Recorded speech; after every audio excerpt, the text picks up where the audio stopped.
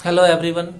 आज हम लोग पढ़ेंगे क्लास 12 के लिए इकोसिस्टम पारिस्थितिकी तंत्र या पारितंत्र के बारे में, है ना। इससे पहला वीडियो बताया गया है जिसमें आपको बताया गया है पारितंत्र के कितने सारे घटक है ना, जैविक और अजैविक कारक कौन कौन से हैं, ये सारा का चर्चा किया गया है पहले वीडियो में। इससे पहले वाला वीडियो में सारा चर्चा किया है। आज हम लोग आहार श्रृंखला, आहार जाल के बारे में देखेंगे, साथ में देखेंगे संतुलित पारिस्थितिक तंत्र के बारे में, क्या है संतुलित पारिस्थितिकी तंत्र, और फिर कुछ इंपॉर्टेंट क्वेश्चन को देखा जाएगा यहाँ जो आपके स्टडी में काफी कारगर सिद्ध होगा।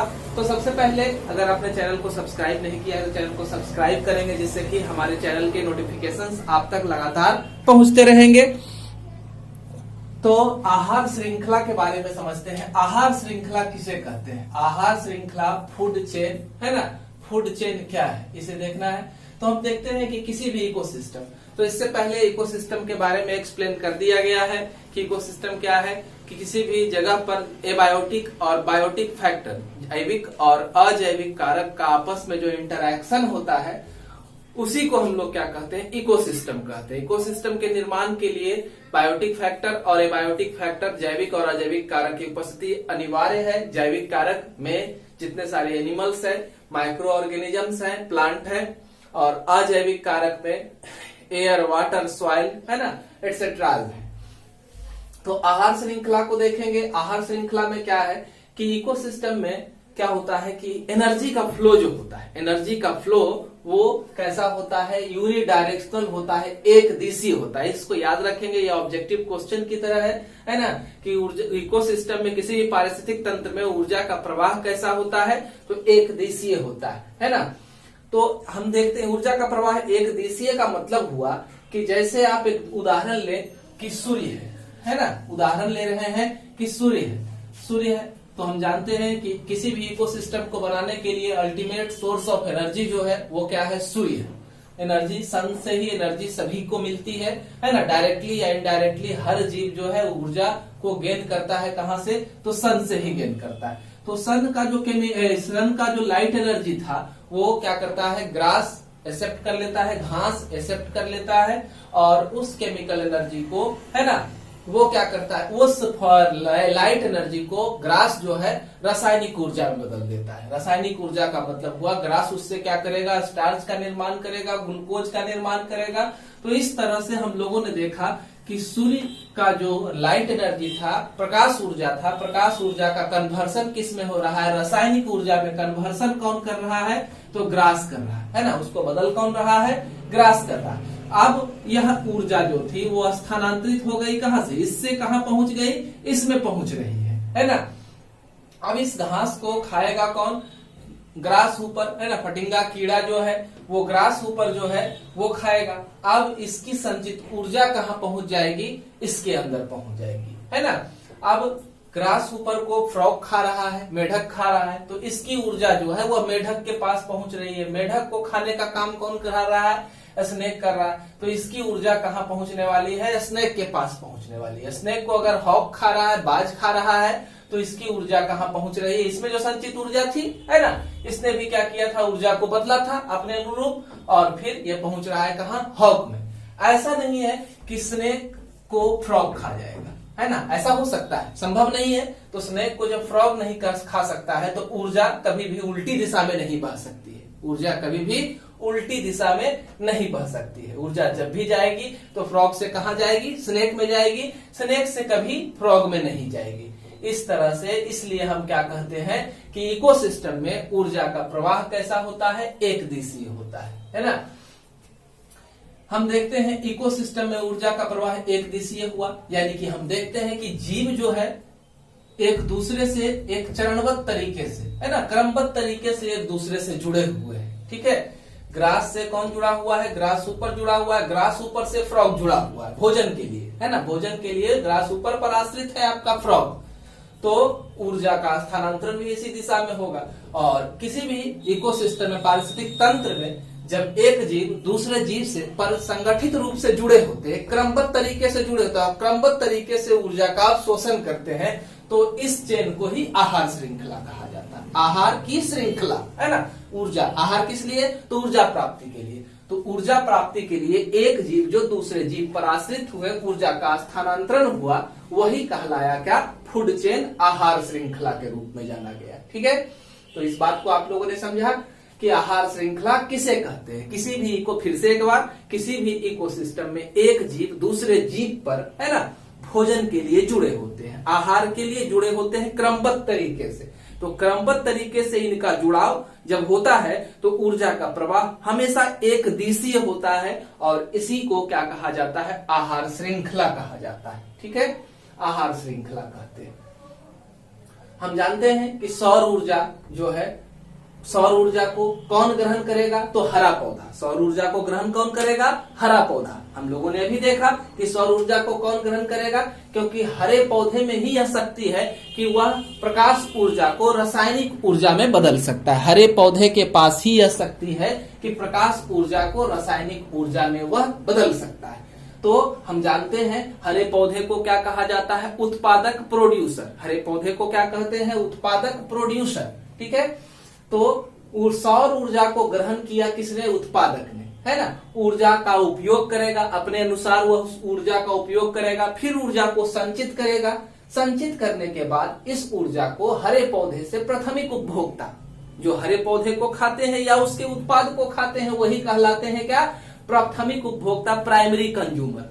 प्राथमिक उपभोक्ता, प्राइमरी कंज्यूमर। तो शाकाहारी जंतु जो है हरे पौधे का भक्षण करके या उनके उत्पाद का भक्षण करके उस ऊर्जा को प्राप्त करेंगे। फिर शाकाहारी जंतु पर आश्रित कौन होते हैं? मांसाहारी जंतु।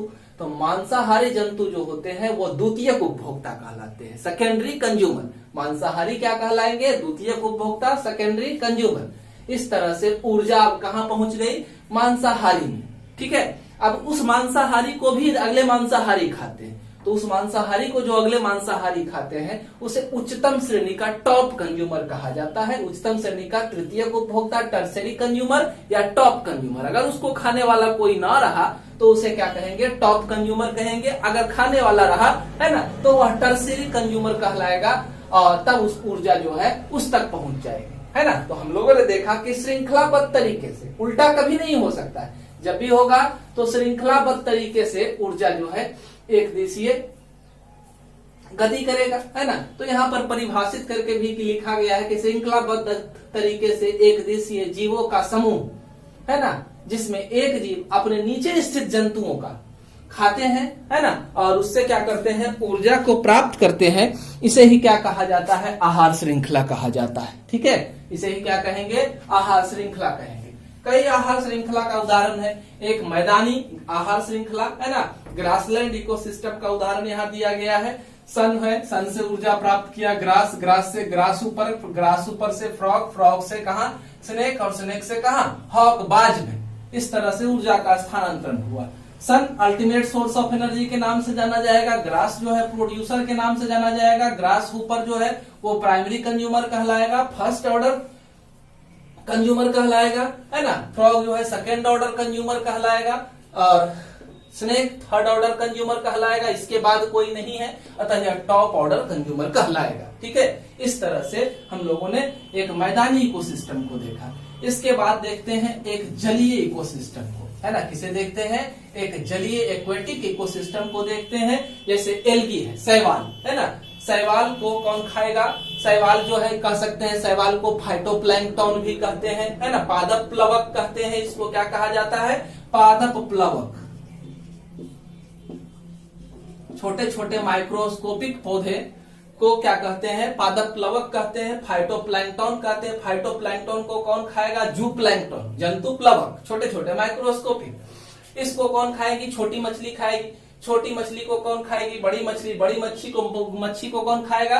तो मांसाहारी पक्षी खाएगा। तो ये जो है जलीय इकोसिस्टम का एग्जाम्पल है। और भी बहुत सारे फूड चेन आप देख सकते हैं, है ना, अपने से बना सकते हैं। हरी घास है, हरी घास को कौन खाएगा? हिरन खाएगा। हिरन को कौन खाएगा? टाइगर। हरी घास है, हरी घास को कौन खाएगी? गाय खाएगी। गाय को अगर कोई नहीं खा रहा है तो वो टॉप कंज्यूमर हो जाएगा, है ना, सेकंड लेवल का ही हो जाएगा। तो इस तरह से आप और भी कल्पना करें और भी फूड चेन का निर्माण करें। कोई भी फूड चेन जो बनता है उसमें स्टार्ट में क्या है? प्रोड्यूसर है। हरे पौधे, ग्रीन प्लांट जो है वो क्या है, प्रोड्यूसर है।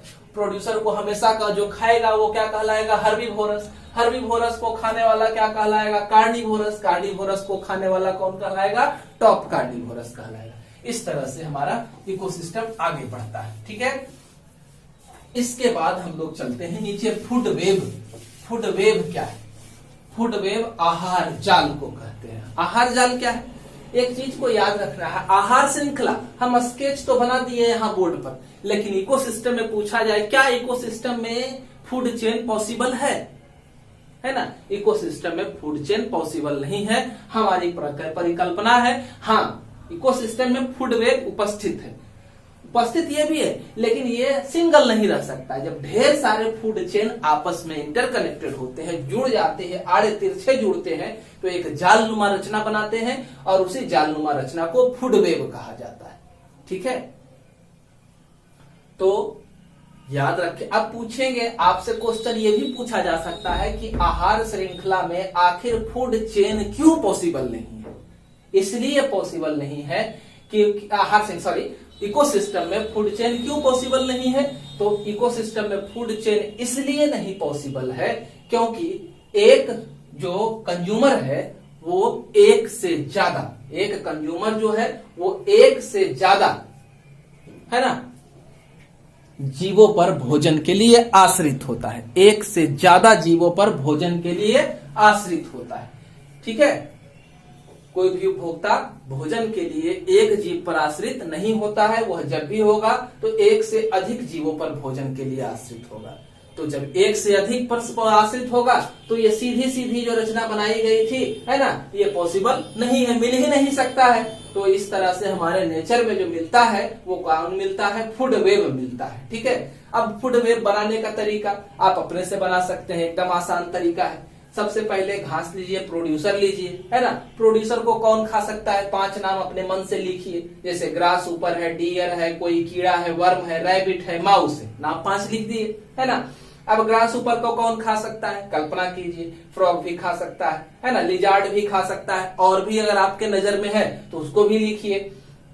ग्रास को कौन खा सकता है, डियर खा सकता है। डियर को कौन खा सकता है, लायन खा सकता है। लायन के अलावा टाइगर भी खा सकता है, लियोपार्ड भी खा सकता है, वुल्फ भी खा सकता है ना। तो इस तरह से जो नाम आपको लगे वो लिखे। उस तरह से रैबिट को कौन खा सकता है, माउस को कौन खा सकता है ना। इस तरह से ग्रास को वर्म खाया, वर्म को कौन खा सकता है, बर्ड को कौन खा सकता है, कैट खा सकता है ना। तो इस तरह से इंटरकनेक्टेड चेन जो है वो क्या कहलाता है, फूड वेब कहलाता है। ढेर सारा फूड चेन आपस में मिलकर के फूड वेब का निर्माण करेगा। अब ये जो आपको फूड वेब बनाया गया है वो कहाँ का है, मैदानी क्षेत्र का है, ग्रासलैंड फूड चेन है ना, मैदानी आहार जाल, ठीक है।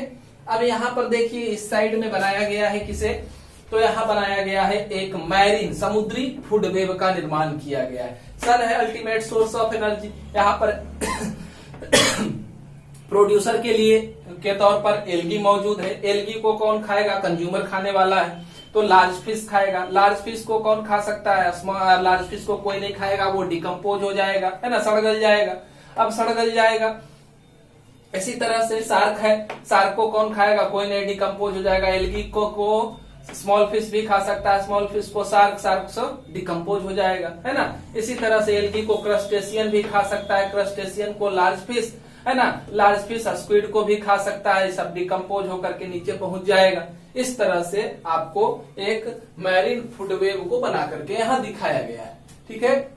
उसके बाद ट्रॉपिक लेवल की चर्चा होनी है ना। पोषी स्तर किसे कहते हैं, पोषी स्तर कौन कौन है, तो आहार श्रृंखला में मौजूद हर जीव, आहार श्रृंखला में मौजूद हर जीव। अभी हम लोगों ने बनाया था कि ग्रास है, आहार श्रृंखला यहाँ ढेर सारा है, तो ग्रास है, ग्रास ऊपर फ्रॉग और स्नेक, ये हमारा एक आहार श्रृंखला हो गया, है ना।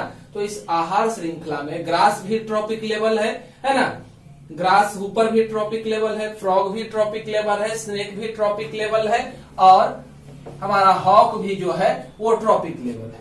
अब देखिए first trophic level, second trophic level, third trophic level, fourth trophic level और फिफ्थ ट्रॉपिक लेवल, है ना। इससे ज्यादा लंबा इकोसिस्टम में food web, food chain possible नहीं है ना, क्योंकि जैसे जैसे दूरी बढ़ती है ना, प्रोड्यूसर से जैसे जैसे दूरी बढ़ती है एनर्जी लेवल कम होता जाता है, और एनर्जी लेवल कम होने के वजह से लंबा चेन जो है वो पॉसिबल नहीं है। लास्ट लेवल को काफी कम एनर्जी मिलने लगेगी और धीरे धीरे वो एक्सटेंट हो जाएगा, है ना, धीरे धीरे वो क्या हो जाएगा, एक्सटेंट हो जाएगा। ठीक है, तो इसलिए हम लोग देखते हैं कि फूड चेन जो है वो ज्यादातर 3 या 4th लेवल तक होता है और वो स्टेबल माना जाता है, लंबे समय तक चलता है। ठीक है, तो हर एक लेवल को हम लोग क्या कहेंगे, आहार श्रृंखला में जितना रहेगा सबको पोषी स्तर कहा जाएगा, है ना। एक ट्रॉपिक लेवल से दूसरे ट्रॉपिक लेवल में एनर्जी का ट्रांसफर होगा, इस ट्रॉपिक लेवल से इसमें, इस ट्रॉपिक लेवल से इसमें, इससे इसमें, हर एक पोषी स्तर से दूसरे पोषी स्तर में ऊर्जा का स्थानांतरण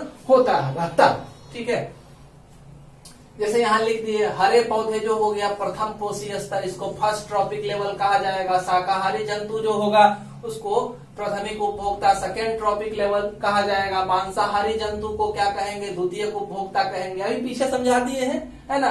द्वितीयक उपभोक्ता इसको थर्ड ट्रॉपिक लेवल कहेंगे। उच्चतम श्रेणी टॉप जो रहेगा उसको क्या कहेंगे, तृतीयक उपभोक्ता फोर्थ ट्रॉपिक लेवल कहा जाएगा। ठीक है, इतना हम लोग समझे। उसके बाद है संतुलित पारिस्थितिक तंत्र।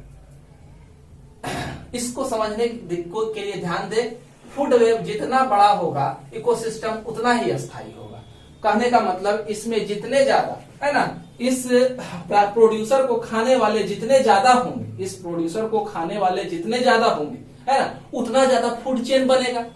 प्रोड्यूसर को खाने वाला जितना ज्यादा होगा फूड चेन उतना ही ज्यादा बनेगा, और जितना ज्यादा फूड चेन रहेगा वही इकोसिस्टम उतना ही ज्यादा स्टेबल होगा। इसलिए होगा क्योंकि फ्रॉग जो था वो किस पर डिपेंड था, ग्रास ऊपर पर। अब दूसरा फूड चेन अवेलेबल है हमारे पास, तो अब फ्रॉग को अगर ग्रास ऊपर नहीं भी मिलता है तो यह क्या करेगा, वर्म से काम चला लेगा, है ना। तो इस तरह से अल्टरनेट सोर्स ऑफ एनर्जी उसको अवेलेबल हो जाएगा, जिससे कि हमारा इकोसिस्टम के जीव जो है अस्थायी बने रहेंगे। अब देखिए, जैसे कि हम एक एग्जांपल लेकर के दिखाते हैं। मान लेते हैं किसी इकोसिस्टम से डियर को गायब कर दे, है ना, डियर को क्या कर दे, गायब कर दे, है ना, और ग्रास ऊपर को भी गायब कर दे। तो डियर और ग्रास ऊपर अगर गायब हो जाएगा तो उस जगह पर पहले जो वेजिटेशन था, हरियाली था, उस हरियाली को लार्ज अमाउंट में ये डियर कंजर्व कर रहा था, है ना। तो जिसके वजह से उस हरे पौधे की जनसंख्या नियंत्रित थी, और जनसंख्या नियंत्रित रहने के वजह से ओवर ग्रोथ नहीं हो रहा था, ज्यादा वृद्धि नहीं हो रहा था, और वो संतुलित रूप से जी रहा था। लेकिन क्या हुआ कि अगर डियर को ही गायब कर देंगे तो प्रथम श्रेणी के उपभोक्ता, है ना, जो है हमारे गायब हो गए। तो कुछ समय के बाद हरे पौधे जो है हमारे ग्रीन प्लांट, उसकी अनुपस्थिति में जब हिरन नहीं रहेगा तो काफी तेजी से बढ़ेगा, और बढ़ने के बाद अति वृद्धि हो जाएगी, और जब अति वृद्धि होती है तो वह व्यक्ति या वह समूह, वह जीव, वह ट्रॉपिक लेवल अपने आप क्या हो जाता है, एक्सटिंक्ट हो जाता है ना। उसको कंज्यूम करने वाला, उसको कंट्रोल करने वाला अगर कोई नहीं रहेगा तो वह क्या हो जाएगा, एक्सटिंक्ट कर जाएगा। ठीक है, तो इसलिए हमेशा ही एक को कंट्रोल करने वाला दूसरा होना चाहिए, यानी कि जितने ट्रॉपिक लेवल रहेंगे, है ना, ट्रॉपिक लेवल की संख्या जितनी ज्यादा रहेगी, फूड चेन जितना ज्यादा रहेगा इकोसिस्टम में, उतना ही स्टेबल इकोसिस्टम माना जाएगा। पारिस्थितिक तंत्र, पारितंत्र उतना ज्यादा ही क्या होगा, स्टेबल हो जाएगा, है ना। यानी कि ऐसा नहीं है कि एक जीव हमारे लिए इंपॉर्टेंट है दूसरा नहीं है, हर जीव की उपलब्धि हमारी पृथ्वी पर होनी जरूरी है, जो हमारे इकोसिस्टम को स्टेबिलिटी प्रोवाइड करते हैं। अगर ये जीव पृथ्वी पर बने रहेंगे तो मनुष्य पृथ्वी पर बने रहेंगे। हर जीव को बने रहने के लिए दूसरा जीव अति आवश्यक है, इसलिए हर एक जीव को कंजर्व करना अति आवश्यक है। ठीक है, अब यहाँ पर इससे रिलेटेड कुछ क्वेश्चन आपको दिया गया है, जैसे इकोसिस्टम में उत्पादक प्रोड्यूसर का क्या काम है, हरे पौधे का क्या काम है ना। सोचे, समझे और लिखे। देख रहे हैं कि यह नहीं रहेगा तो कितना समस्या होगा। दूसरा क्वेश्चन है आहार श्रृंखला से आप समझते क्या। तीसरा क्वेश्चन है इकोसिस्टम में ऊर्जा का प्रवाह कैसा होता है ना। आहार श्रृंखला के बारे में बताया गया, इकोसिस्टम में ऊर्जा का प्रवाह कैसा होता है ये बताया गया। आहार जाल किसे कहते हैं, है ना, एक डिफाइन इतना लिखना है और उसके बाद एक आहार जाल का एग्जाम्पल जरूर देना है ना। फुल मार्क्स के लिए एग्जाम्पल जरूर देना है। उसके बाद आहार जाल किसे कहते हैं, इकोसिस्टम में ऊर्जा का स्रोत क्या है, तो अभी देखें हमारा ऊर्जा का अल्टीमेट सोर्स जो है वो क्या है है ना। उसी तरह से दो प्रथम श्रेणी के उपभोक्ता का नाम लिखें, प्राइमरी कंज्यूमर दो वो लिखना है ना। आपका एक यहाँ था और एक ये है ना, ये है, किसी का दो नाम लिखना है। दीर्घ उपभोक्ता किसे कहते हैं, इससे पहले वाले वीडियो को आप देखेंगे तो दीर्घ उपभोक्ता के बारे में पूरा विस्तार से चर्चा है। इकोसिस्टम शब्द का प्रयोग किसने किया, ये भी इससे पहले वाला पार्ट 1 में आपको सारा इसका डिटेल मिल जाएगा। इकोसिस्टम किसने दिया, एडिटेंस ने दिया है ना। और पूरा डिटेल देखना चाहते हैं तो वीडियो में जाकर के आप देख सकते हैं और जुड़े रहें, वीडियो आपको मिलता रहेगा।